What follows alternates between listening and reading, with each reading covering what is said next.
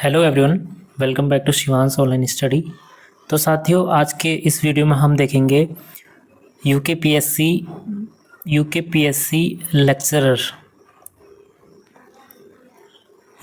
Lecturer.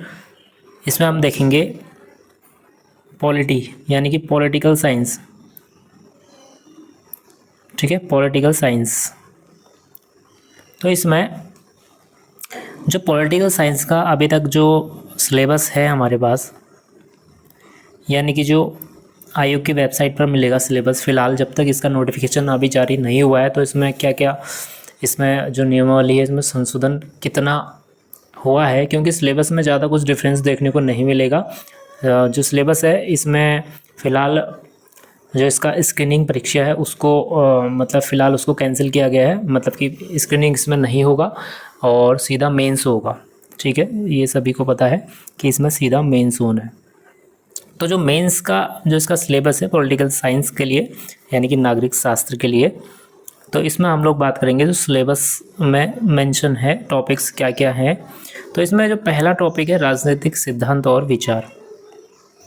तो आज से हमारा ये लेक्चरर के लिए पॉलिटिकल साइंस यानी कि नागरिक शास्त्र के लिए हमारा मतलब कि सीरीज़ शुरू हो चुकी है। तो आप लोग जुड़ जाइएगा, चैनल से सब्सक्राइब कीजिएगा और पसंद आए तो लाइक शेयर करिएगा। तो फ्रेंड्स चलते हैं, पहले हम लोग सिलेबस को देखते हैं। सबसे पहले राजनीतिक सिद्धांत और विचार है इसमें।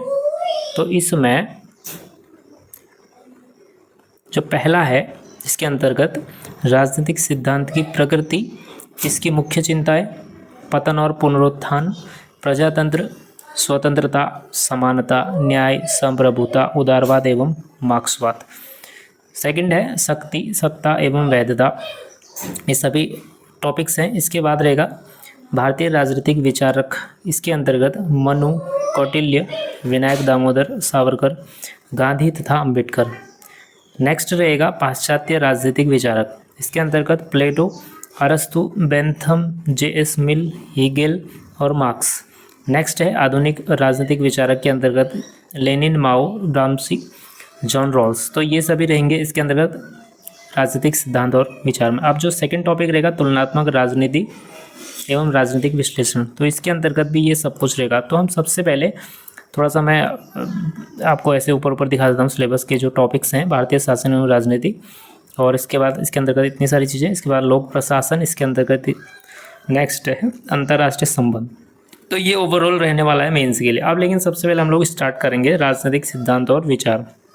इसमें सबसे पहले हम लोग देखेंगे राजनीतिक सिद्धांत। ठीक है, इसके अंतर्गत जो भी जितनी भी ये चीज़ें हैं इसको हम कोशिश करेंगे कंप्लीट करने की। ठीक है, जो कि एग्ज़ाम की दृष्टि से काफ़ी इम्पोर्टेंट होगा। ठीक है, तो मेंस के लिए तो हम लोग देखेंगे, स्टार्ट करते हैं इसमें। तो ये फ्रेंड्स हमारा आज का टॉपिक लेक्चरर नागरिक शास्त्र के लिए। तो इसमें देखिए राजनीतिक सिद्धांत जो मैंने आपको दिखाया था अभी सिलेबस में, पहला टॉपिक। अब देखिए इसको हम लोग कवर करेंगे एमसीक्यू के फॉर्म में, क्योंकि यहाँ पर राजनीतिक सिद्धांत के अंतर्गत ये सफिशिएंट रहेगा कि अब जहाँ पर इसको समझने की आवश्यकता होगी इसको हम संक्षेप में समझाने की कोशिश भी करेंगे। तो देखिए आइए शुरू करते हैं, स्टार्टिंग करते हैं राजनीतिक सिद्धांत। तो इसमें सबसे पहले है राज्य की परिभाषा एवं निर्माण तत्व। अब इसके अंतर्गत जितने भी एमसीक्यूज़ हैं और पूर्व की परीक्षाओं में पूछे गए हैं वे सभी काफ़ी इंपॉर्टेंट और हेल्पफुल रहते हैं आगामी परीक्षाओं के लिए, यानी कि पीजीटी, टीजीटी। ठीक है, तो इन सभी के लिए काफ़ी हेल्पफुल रहेंगे। तो अभी फिलहाल यूकेपीएससी लेक्चरर के लिए काफ़ी इंपॉर्टेंट रहने वाला है पॉलिटिकल साइंस के लिए। तो जो इसका पहला क्वेश्चन है देखते हैं हम लोग, यूनानी नगर राज्य का आधुनिक नाम क्या है। तो जो यूनानी नगर है, यूनानी नगर राज्य का आधुनिक नाम, तो इसका है ऑप्शन डी यानी कि राज्य। तो इसका राज्य हो जाएगा, और ये पूर्व में पूछा गया है यूपी जीआईसी, यहाँ पर आप लोग देख सकते हैं 2009 में। ठीक है, अब इसका थोड़ा सा हम लोग थोड़ा सा संक्षेप में देखेंगे। तो यहाँ पर इसका डिस्क्रिप्शन है। प्राचीन काल में यूनानी विचारकों ने राज्य के लिए नगर राज्य, सिटी स्टेट शब्द का प्रयोग किया है। यूनानी भाषा में इसे पोलिस, ठीक है, तो ये भी याद रखना है, यूनानी भाषा में इसे पोलिस, POLIS कहते हैं। आधुनिक संदर्भ में राज्य शब्द का प्रयोग सर्वप्रथम इटली के राजनीतिक विचारक मैकियावेली ने 16वीं शताब्दी के प्रारंभ में अपनी पुस्तक द प्रिंस, जो कि 1513 में किया, जिसका अंग्रेजी अनुवाद द स्टेट होता है। तो काफ़ी इंपॉर्टेंट है भाई, ये पुस्तक पूछ सकता है कि ये पुस्तक द प्रिंस ये कब इसका मतलब कि पब्लिश हुआ है 1513, और ये किसकी है, ठीक है। तो राजनीतिक विचारक ये मैकियावेली। काफ़ी इंपॉर्टेंट चीज़ें हो जाती है। तो यहाँ से हमारे 3 से 4, इसके साथ ही हमारे 3 से 4 MCQ और यहाँ पर हमारे ग्रेड हो जाते हैं, ठीक है। तो ये भी याद रखना है, नोट आप लोग अगर आवश्यकता है तो नोट कर सकते हैं। इसके बाद है सेकंड, शहर राज्य। शहर राज्य यह शब्द सामान्यतः इससे संबंधित है। तो शहर राज्य संबंधित है प्राचीन ग्रीस, ठीक है। काफ़ी इंपॉर्टेंट चीज़ें हैं, तो आप लोग इसको नोट जरूर करें क्योंकि काफ़ी इंपॉर्टेंट है। तो शहर राज्य का संबंध प्राचीन ग्रीस से है। नेक्स्ट है थर्ड क्वेश्चन, ये हमने ऊपर मेंशन किया था, पोलिस POLIS का मतलब निम्न में से क्या है। तो शहर राज्य, ऑप्शन नंबर C, ठीक है। तो काफ़ी इंपॉर्टेंट है। देखिए MCQ के फॉर्म में सीधा सीधा डायरेक्टली आपको कितने यहाँ पर क्वेश्चन जो परीक्षा होने वाली है लेक्चरर की, तो काफ़ी यूज़फुल और ये हेल्पफुल है। तो देखने को डायरेक्ट मिलेगी जो फैक्टर वाइज बनेंगे, ठीक है। पोलिस शब्द का संबंध किससे है, तो ये है नगर राज्य, ठीक है। एक ही बात है, ऊपर शहर राज्य दिया था, यहाँ पर नगर राज्य है। इसके बाद है पॉलिटिक्स शब्द की उत्पत्ति पोलिस से हुई है, जो एक क्या है। तो इसका राइट आंसर हो जाएगा यूनानी शब्द। जो ये पोलिस है ये एक यूनानी शब्द है। इसके बाद आगे बढ़ते हैं, क्वेश्चन नंबर 6 की तरफ चलते हैं। तो निम्न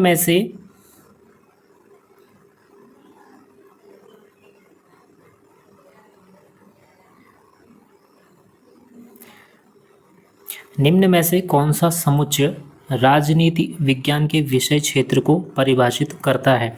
तो निम्न में से आपके पास ABCD ऑप्शन है। तो कौन सा राजनीतिक विज्ञान के विषय क्षेत्र को परिभाषित करता है, तो ये करता है ऑप्शन नंबर D, यानी कि राज्य, मूल्य, सरकार, निर्णय निर्माण और राजनीतिक दल। तो देखिए अब यहाँ से आप लोग थोड़ा सा एलिमिनेट कैसे कर सकते हैं, क्योंकि राज्य ठीक है अपने आप में, सरकार ठीक है, विधिया भी एक प्रकार से उसको, लेकिन प्रथाएं और संस्कृति इसका कोई यहाँ पर इसका इंक्लूड नहीं है। तो वैसे ही यहाँ पर दिया है बाजार, ठीक है। तो यहाँ पर ये कैंसिल हो जाएगा इस शब्द के माध्यम से, और यहाँ पर सभ्य समाज, ठीक है, और विधियाँ, इस माध्यम से ये एलिमिनेट हो जाएगा। तो ऑप्शन नंबर D यहाँ पर राइट आंसर हो जाएगा। तो ये सभी तत्व इंक्लूड हैं उसमें, राज्य, मूल्य, सरकार, निर्णय निर्माण और राजनीतिक दल। क्योंकि देखिए इसमें थोड़ा सा डिस्क्रिप्शन है, राजनीतिक विज्ञान का विषय क्षेत्र राज्य, मूल्य, सरकार, निर्णय निर्माण, राजनीतिक दल, शक्ति, संघर्षों और सहमति का अध्ययन है। आधुनिक सिद्धांत के अनुसार राजनीति विज्ञान संस्थाओं एवं राजनीतिक का अध्ययन है। तो काफ़ी इंपॉर्टेंट है, साथ ही साथ इसका डिस्क्रिप्शन भी मिल रहा है इसमें, तो काफ़ी हेल्पफुल है समझने के लिए क्वेश्चन को। आगे है, निम्न में से कौन सा एक राजनीति विज्ञान के आधुनिक उपागम के अध्ययन का क्षेत्र है।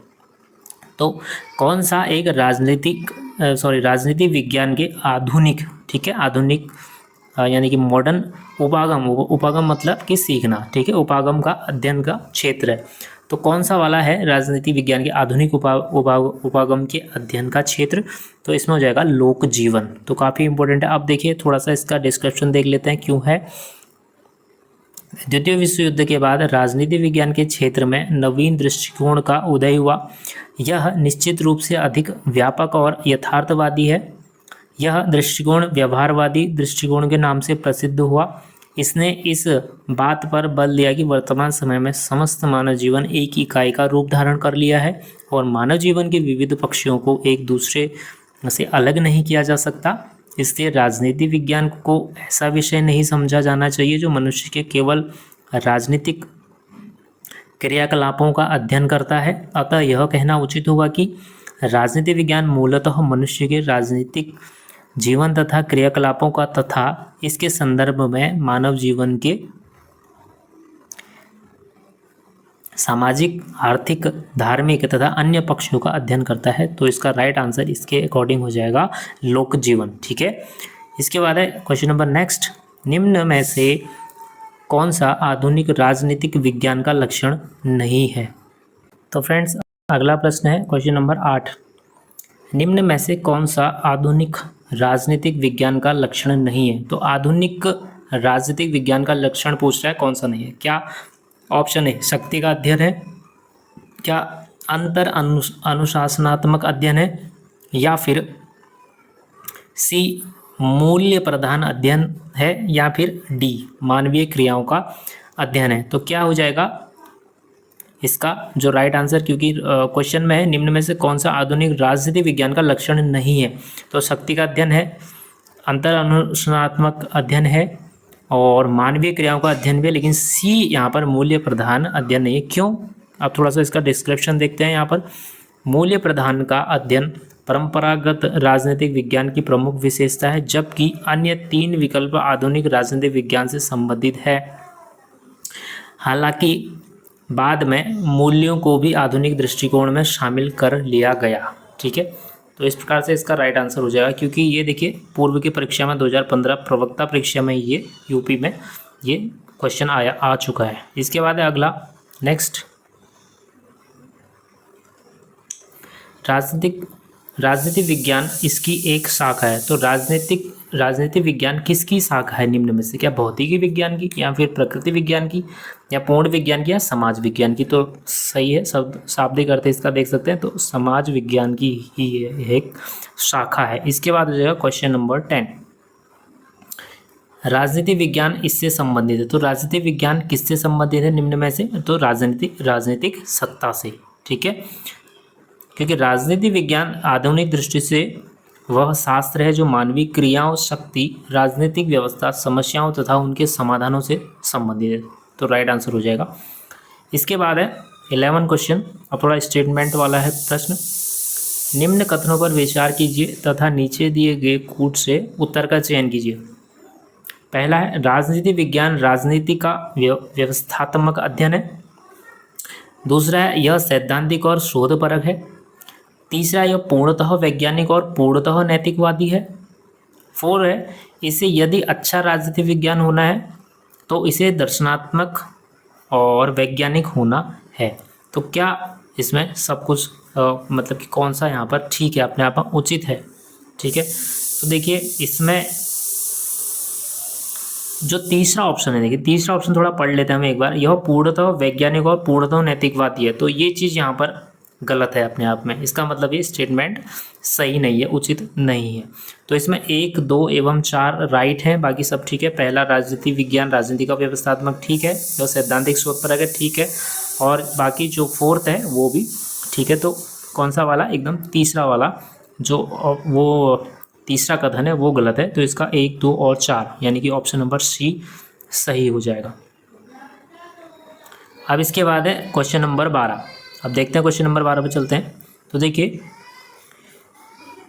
निम्न में से कौन सा कथन सही है? तो निम्न में से एक सही कथन को बताना है, जिसमें ए है राजनीतिक विकास सर्वसत्तावादी व्यवस्था को जन्म देता है। बी राजनीतिक विकास लोकतंत्र का निर्माण करता है। ये एकदम बिल्कुल पढ़ते ही सही लग रहा है। ठीक है, तो यही सही हो जाएगा हमारा। ठीक है, ऑप्शन नंबर बी, क्योंकि लोकतंत्र का निर्माण करता है, बाकी सब गलत है। सी राजनीतिक विकास कुलीन तंत्र का निर्माण करता है, गलत है। डी है राजनीतिक विकास अस्थायित्व उत्पन्न करता है, तो ये भी गलत हो जाएगा। ठीक है, इसके बाद है क्वेश्चन नंबर 13। निम्न में से कौन सा राजनीति शास्त्री राजनीतिक विकास की अवधारणा से संबंधित है? तो निम्न में से कौन से हैं भाई?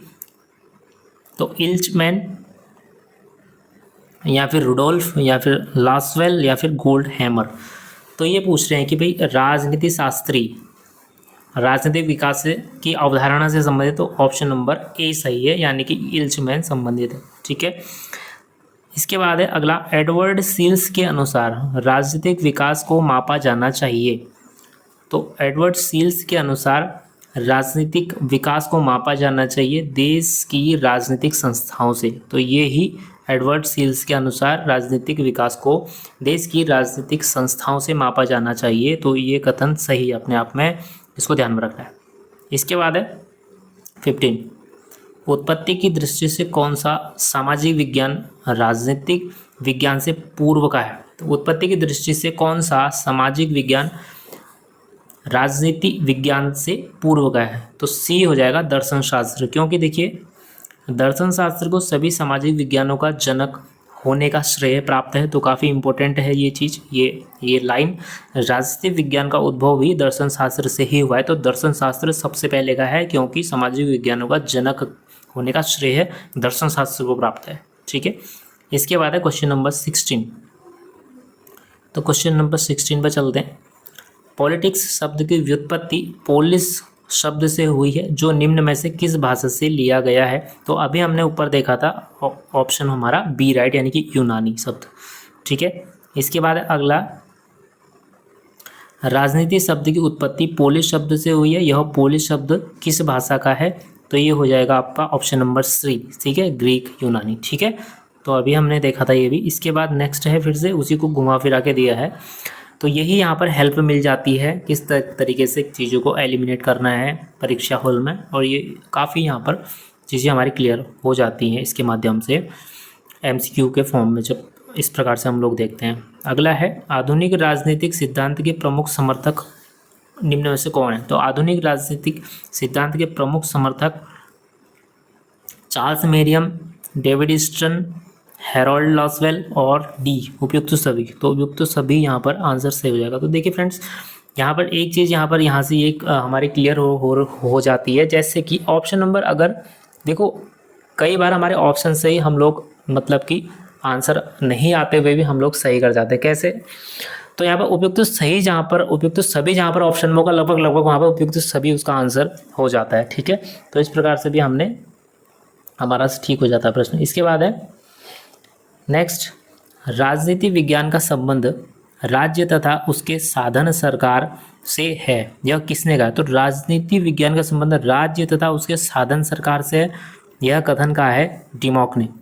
ठीक है, तो देखिए इस प्रकार से मार्शल एडवर्ड डिमॉक एक अमेरिकी राजनीति वैज्ञानिक है एवं लोक प्रशासन के प्रोफेसर थे। डिमॉक को लोक प्रशासन एवं सरकार के क्षेत्रों का विस्तृत अध्ययन करने के लिए जाना जाता है। डिमॉक ने कहा है कि राजनीति विज्ञान का संबंध राज्य तथा उसके साधन सरकार से। तो ये किसने कहा, डिमॉक ने। तो ये याद रखना है। इसके बाद अगला है 20 क्वेश्चन नंबर 20।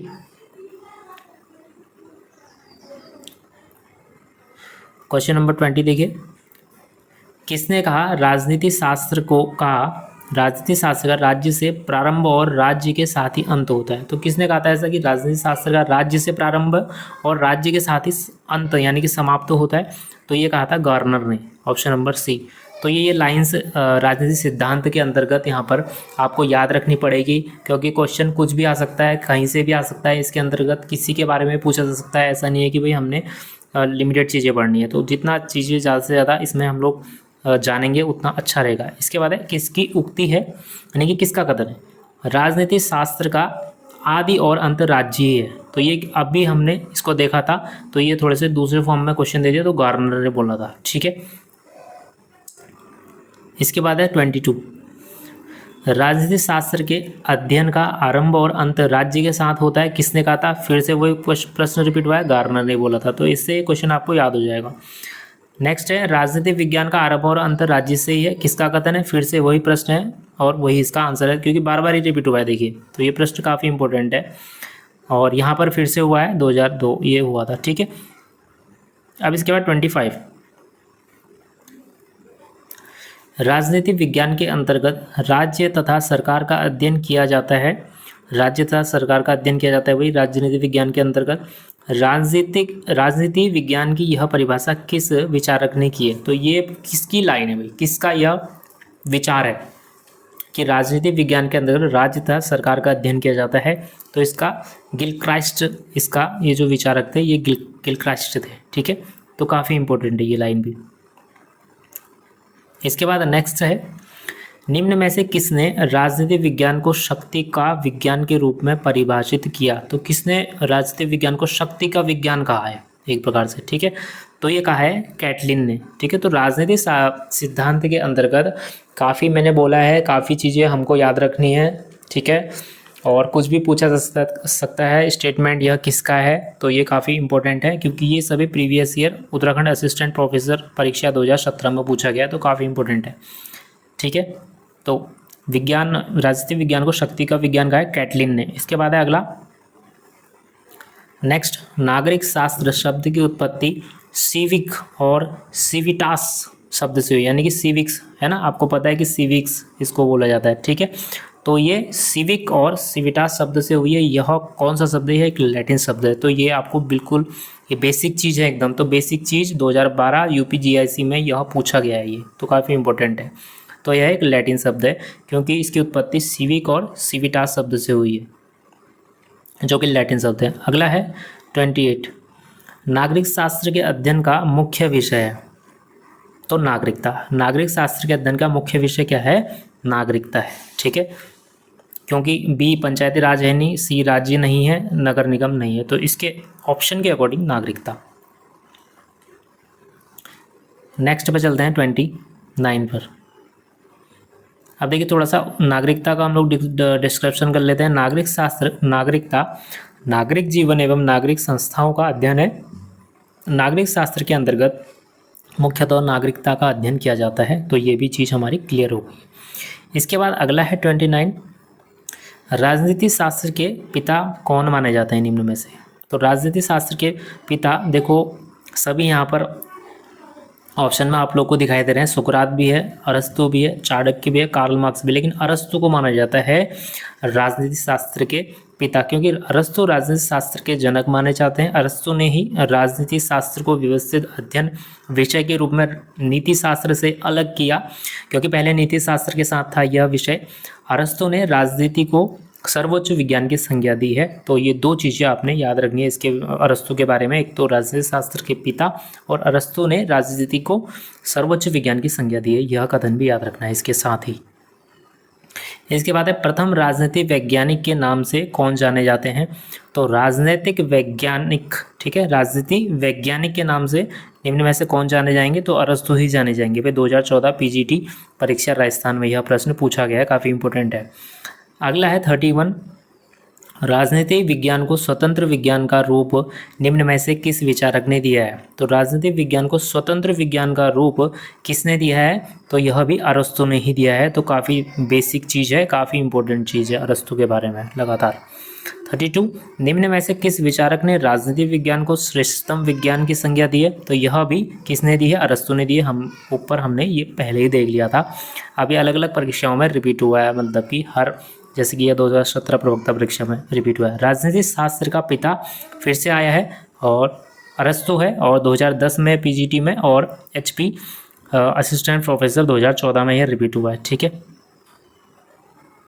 अगला प्रश्न है देखिए 34, किसने कहा कि निश्चित भूभाग राज्य का आवश्यक तत्व नहीं है?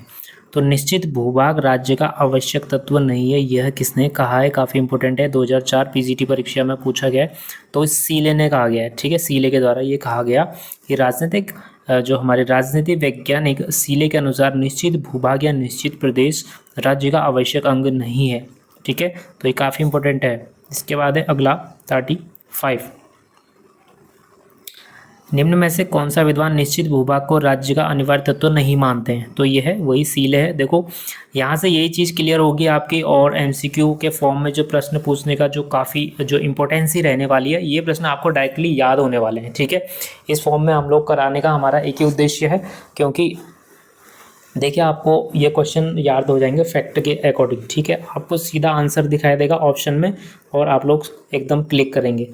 तो फ्रेंड्स, अगर ये कंटेंट हमने आगे कंटिन्यू, आप लोग चाहते हैं कि कंटिन्यू हम इसको जारी करें, तो कमेंट जरूर करिएगा और लाइक करिएगा, शेयर करिएगा, और कमेंट में ज़रूर अपने विचार रखिएगा कि क्या करना है और क्लास आगे कंटिन्यू रखनी है या क्या करना है, ठीक है। आप लोग बताइएगा। इसके बाद देखिए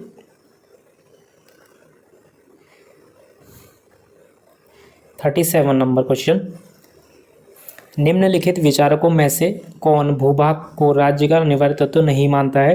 तो डी सीले। देखो यूपीजीआईसी प्रवक्ता परीक्षा 2009 में यह प्रश्न पूछा गया है, तो ये हर बार पूछे गए प्रश्न ही है भाई, काफ़ी इंपॉर्टेंट है। अगला है, निम्न में से कौन सा विद्वान भूमि को राज्य का आवश्यक तत्व नहीं मानता है? फिर से क्वेश्चन है, और यहाँ पर ऑप्शन में सीले नहीं है, तो उपरोक्त में से कोई नहीं हो जाएगा। अब है नेक्स्ट, इसके बाद 39 क्वेश्चन। हम लोग आज के इस वीडियो में 50 क्वेश्चन कंप्लीट करेंगे, ठीक है। तो देखिए 39, निम्नांकित में से किसने भूमि को राज्य का आवश्यक तत्व नहीं माना है? फिर से निम्न में से किसने? भूमि को, ठीक है, सिर्फ भूमि की बात हो रही है। भूमि को राज्य का आवश्यक तत्व नहीं माना है। अब ऑप्शन के अकॉर्डिंग देखो, सुकरात ने ऐसा नहीं बोला, प्लेटो ने नहीं बोला है, अरस्तु ने नहीं बोला। अब देखिए जो विलोबी हैं, विलोबी ने भूमि को राज्य का आवश्यक तत्व नहीं माना है। सुकरात, प्लेटो और अरस्तु ने राज्य के विभिन्न अंगों का विस्तार से वर्णन नहीं किया है, ठीक है, तो काफ़ी इंपॉर्टेंट है भाई। नेक्स्ट है, व्यक्ति का समस्त महत्व और उसकी संपूर्ण आध्यात्मिक यथार्थता जो कुछ उसे उपलब्ध है इसलिए है कि वह राज्य का सदस्य है। यह कथन किसका है? तो यह कथन हीगल का है, ठीक है। तो हीगल ने इसको अच्छे से परिभाषित किया है, क्योंकि वह राज्य का सदस्य है इसलिए व्यक्ति का समस्त महत्व और उसकी संपूर्ण आध्यात्मिक यथार्थता जो कुछ भी उसे उपलब्ध है इसीलिए क्योंकि वह राज्य का सदस्य है, ठीक है। अगला है नेक्स्ट 41। किसने कहा राज्य पृथ्वी पर ईश्वर की गति है? तो किसने कहा राज्य पृथ्वी पर ईश्वर की गति है? तो यह कहा है हीगल ने, ठीक है। तो हीगल के बारे में आप लोग सही से जानें। इसके बाद है 42। राज्य पृथ्वी पर ईश्वर का पदक्षेप है, किसने कहा है? फिर से क्वेश्चन थोड़ा सा अलग फॉर्म में है, हीगल के द्वारा यह कथन कहा गया है। इसके बाद है 43। तो 43 देखेंगे, राज्य पृथ्वी पर ईश्वर का पदक्रम है, यह कथन किसने कहा है? तो यह कथन हीगल का है। नेक्स्ट है 44। राज्य पृथ्वी पर ईश्वर का अवतरण है, यह कथन किस विचारक का है? यह फिर से अलग फॉर्म में है लेकिन हेगल ही इसका आंसर है। इसके बाद है 45।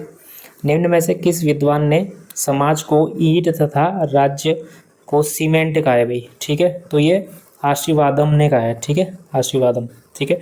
तो आशीर्वादम ने समाज को ईंट तथा राज्य को सीमेंट कहा। तो डॉक्टर आशीर्वादम ने अपनी पुस्तक राजनीति विज्ञान में राज्य का स्वरूप अध्याय में राज्य और समाज के मध्य संबंधों पर विस्तृत चर्चा किया है। तो इनकी पुस्तक राजनीति विज्ञान है, ये भी इसी के साथ याद रखना है। इसके बाद है 46। राजनीति शास्त्र का प्रारंभ और अंत राज्य के साथ ही होता है। तो ये आपका 46 नंबर का प्रश्न है, तो इसका राइट आंसर हो जाएगा गवर्नर, ठीक है। तो गवर्नर के द्वारा ये बोला गया है, इससे पहले भी ये क्वेश्चन रिपीट है। 47 है, मानवीय संबंधों के उस किसी भी स्थायी रूप को राजनीतिक व्यवस्था कहेंगे जिसमें महत्वपूर्ण अंगों में शक्ति, शासन अथवा सत्ता अंतर्ग्रस्त हो। यह परिभाषा किसकी है? तो यह परिभाषा रॉबर्ट डहल की है, ठीक है। तो ये याद रखना है, काफ़ी लंबा स्टेटमेंट है इनका, तो ये आपको याद रखना है। 2011 टीजीटी परीक्षा में यह पूछा गया है। नेक्स्ट है 48। औचित्यपूर्ण शक्ति है, तो औचित्यपूर्ण शक्ति आपकी सत्ता, ठीक है। तो सत्ता है, 2015 प्रवक्ता परीक्षा में पूछा गया है। सत्ता को औचित्यपूर्ण शक्ति कहा जाता है, यह हमेशा याद रखना है आपको। सत्ता के निर्णयों का लोग स्वभावतः पालन करते हैं क्योंकि इसका आधार वैधता है, ठीक है। 49 है, मैकियावेली के अनुसार। तो मैकियावेली का क्या कथन है? ऑप्शन नंबर ए, व्यक्ति प्राकृतिक रूप से स्वार्थी, दुष्चरित्र और अवसरवादी है। तो यह कथन मैकियावेली का है, ठीक है। 2014 असिस्टेंट प्रोफेसर। इसके बाद है आज का लास्ट प्रश्न, अंतिम प्रश्न आज का। निम्न में से कौन से एक अरस्तु के विचार ने मैकियावेली को प्रभावित किया? तो अरस्तु के किस विचार ने मैकियावेली को प्रभावित किया है? तो क्या है? नैतिकता और राजनीति का पृथक्करण, राज्य मनुष्य समुदाय का उच्च संगठन, ऐतिहासिक विधि और उपरोक्त डी सभी, ठीक है। तो सभी हो जाएगा, तो काफ़ी इंपॉर्टेंट है। तो फ्रेंड्स, कैसा आपको लगा वीडियो और कैसा कंटेंट लगा आप लोग कमेंट जरूर करिएगा। और जितने भी मतलब कि जितनों की परीक्षा है यूपीपीएससी लेक्चरर पॉलिटिकल साइंस, आप लोग चैनल को सब्सक्राइब जरूर करें और मिलते हैं नेक्स्ट वीडियो में नेक्स्ट कंटेंट के साथ। Thank you.